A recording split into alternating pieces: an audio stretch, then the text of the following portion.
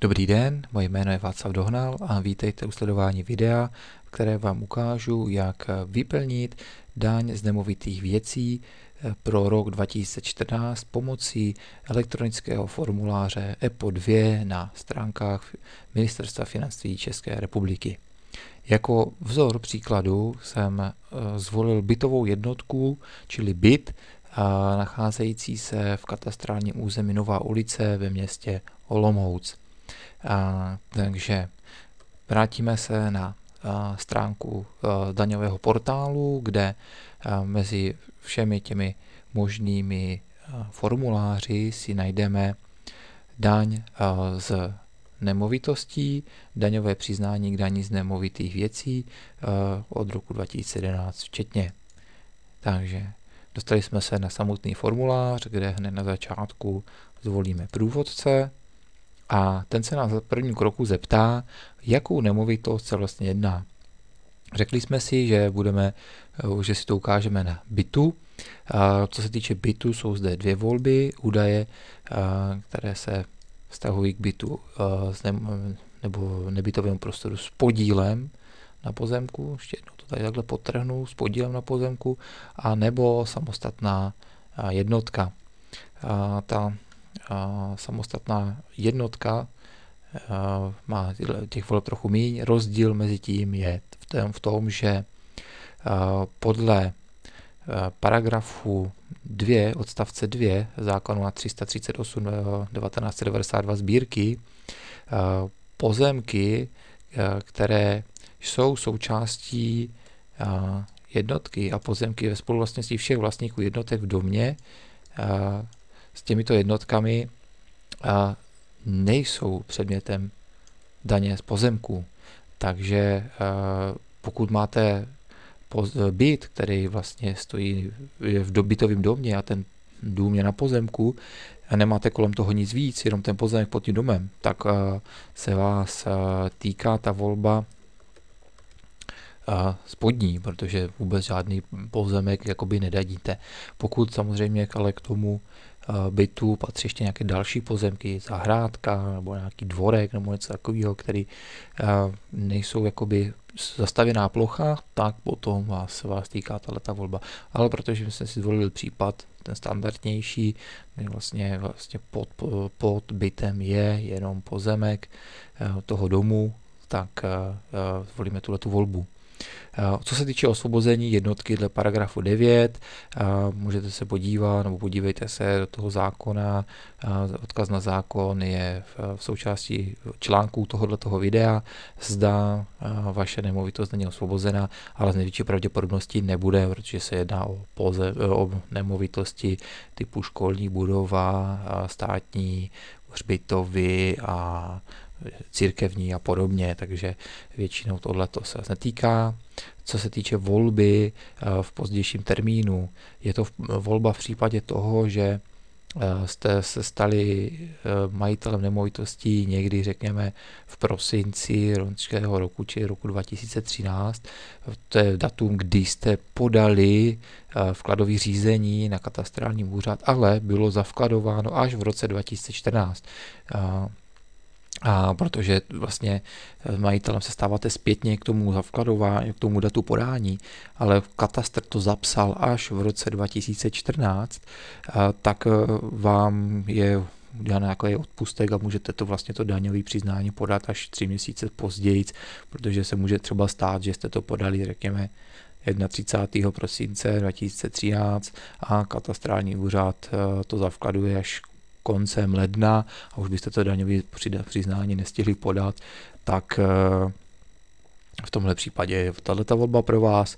No a spoluvlastnický podíl na jednotce se vás týká jenom v tom případě, že v jednotku vlastní víc majitelů a každý podává daňové přiznání sám za sebe. Takže jdeme na další krok.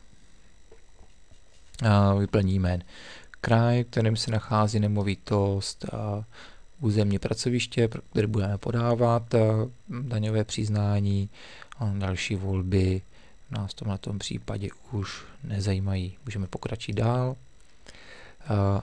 Rodné číslo, já si zde vymyslím nějaký pro je vzorové příklady, jinak tam buďte vaše rodné číslo a jste v největší pravděpodobnosti fyzická osoba. Právnická osoba, jenom pokud jste firma, ale SROčko nebo nějaká jiná taková právnická osoba. To se nás netýká. Máme typický případ toho, že jste normální vlastník, fyzická osoba. Takže můžeme pokročit na další krok. Příjmení, já tady něco vyklikám a jdeme na další krok.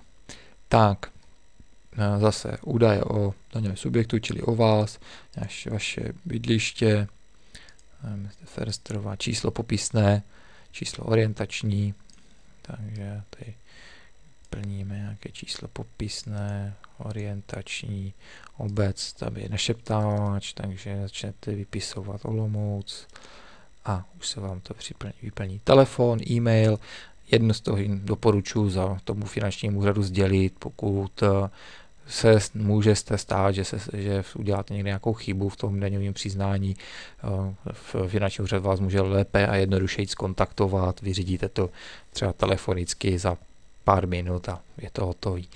Jo, nemusíte třeba obtěžovat s tím, že půjdete na finančák a to všechno zase znova zřizovat. Takže můžeme pokročit k dalšímu kroku. Bankovní spojení nás nezajímá. Tak, předmět daně. Protože daníme byt, tak je to kolonka R, jednotka sloužící pro bydlení byt.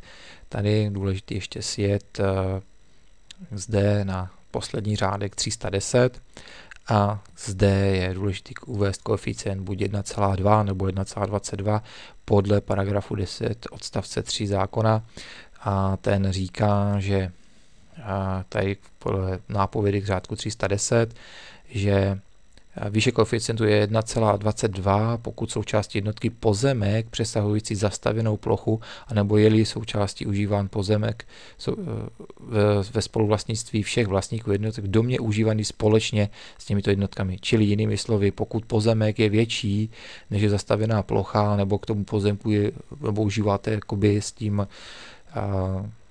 bytem ještě nějaké další pozemky mimo zastavené plochy, tak máte koeficient 1,2. Pokud je to jenom zastavěná plocha, tak 1,2. Takže v našem případě 1,2.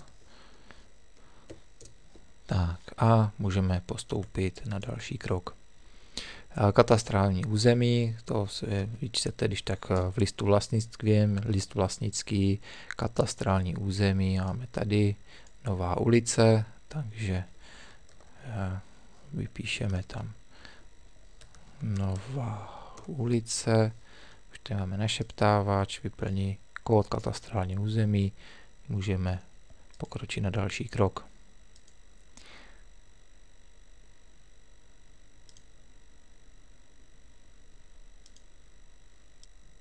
Tak v dalším kroku se údaje o jednotce, takže číslo popisné nebo evidenční a hlavně číslo jednotky, opět nejlépe vyčíst z listu vlastnického, taky z listu vlastnického rovnou vyčteme stavbu na parcele číslo, čili číslo parcely a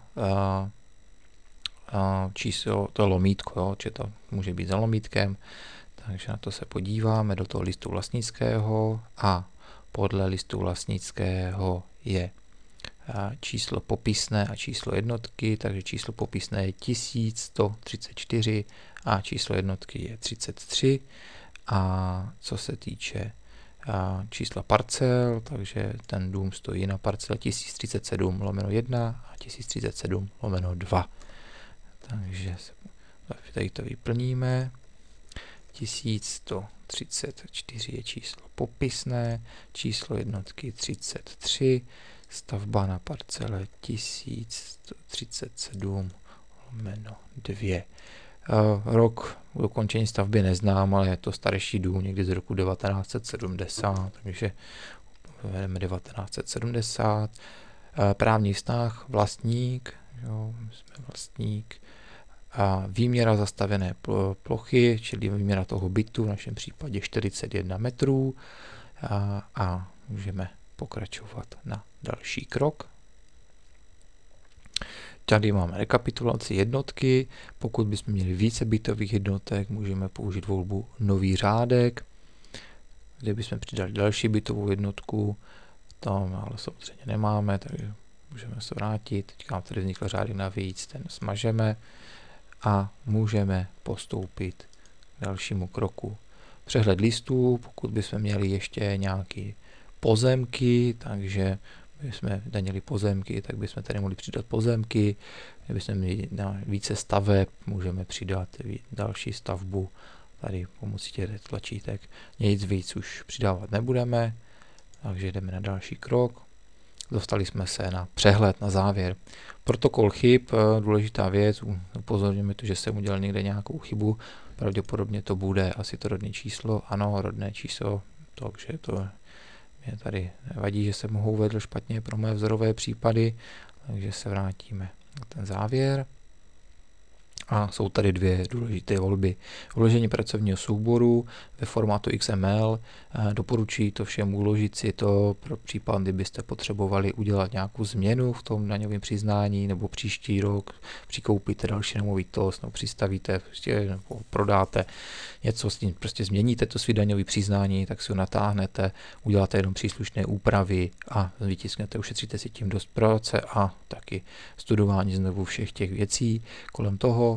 No a úplný opis k tisku je, vám to vytáhne vlastně formulář ve formátu PDF, který si uložíte a můžeme se na něj rovnou podívat, jak to vlastně vypadá, to daňové přiznání, které jsme vytvořili tímhletím průvodcem. Tak už se nám to otevřelo, takže vidíme, že to bylo vyrobeno tímhletím elektronickým formulářem EPO, a moje osobní údaje, oddíl 3, který se týče té bytové jednotky, takže je to bytová jednotka 1134/33 na pozemku 1037/2, její plocha 41 metrů, katastrální území Nová ulice. Zde je ten koeficient 1,2, který jsme uvedli. Takže koeficient města a podobně, takže rovnou se nám to spočítá. Vidíme, že daň z tohoto bytu je 350 korun, takže stačí vytisknout, uvést datum, do tohoto okýnka podepsat, odevzdat na příslušný finanční úřad. Doporučuji vytisknout ve dvou vyhotoveních. Jedno odevzdáte finančnímu úřadu a druhý si necháte potvrdit, že jste jim ho odevzdali v datu, oni vám tam dají razítko, kdy jste to vlastně podali a máte to pro sebe, pro zpětnou kontrolu, nebo kdyby došlo k nějakému nedorozumění, že jste to třeba nepodali, nebo co, máte doklad o tom, že jste to podali. Takže děkuji vám za pozornost a třeba se uvidíme a uslyšíme u nějakého dalšího videa.